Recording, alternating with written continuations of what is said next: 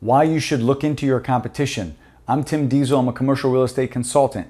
Today, I want to give you a tip in what I use in my business and look into your competitors. I'm not saying look at your competitors as something you should be fearful of. I'm saying get out there, see what ideas they're using, and see if you can implement them in your business, right? So, and let's simplify this because this is a channel geared towards commercial real estate and business. So let's talk about commercial real estate for a second. Something that I've seen, and you've probably seen this all over, let's take an apartment building. It could be 100 units, it could be 500 units, it doesn't really matter. Their website. A lot of times the website is very poor. It's done very, very bad. That's something that if you saw your competition where they have a very fantastic interactive website, you can get in there and take those ideas. I'm not saying go steal the inner workings of the company. I'm saying, what are you doing? What are they doing? Now, this is just an idea.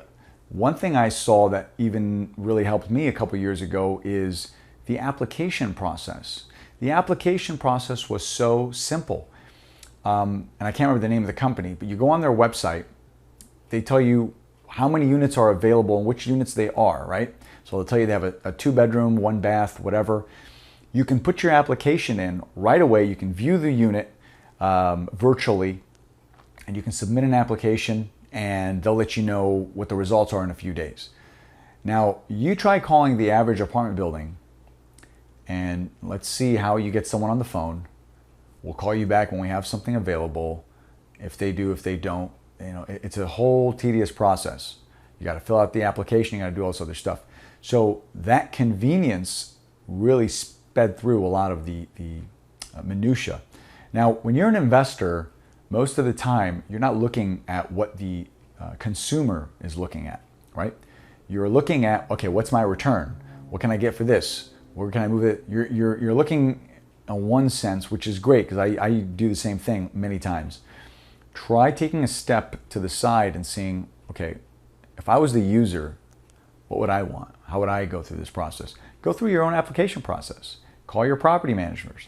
Try to go through this. Hey, how do I get something fixed? If something does happen, if there's a repair, what do they have to do? Even if you have a 10-unit building, you can still have a website and a maintenance request form. You can still simplify it.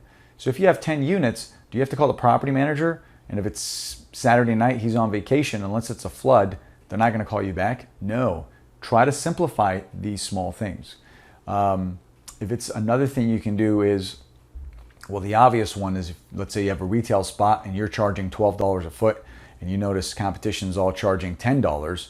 Well, yeah, you look at your competition, you can reduce their rate there.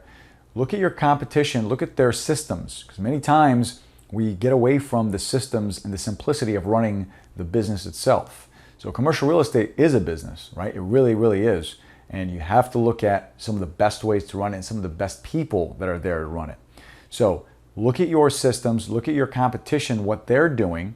Maybe they're not doing something as good as you are, but look into what it is. Everything's going online now, so you really should have a strong website. It amazes me how many industrial, doesn't matter what it is, office spaces, they don't have very good websites. It's very difficult to get a hold of people.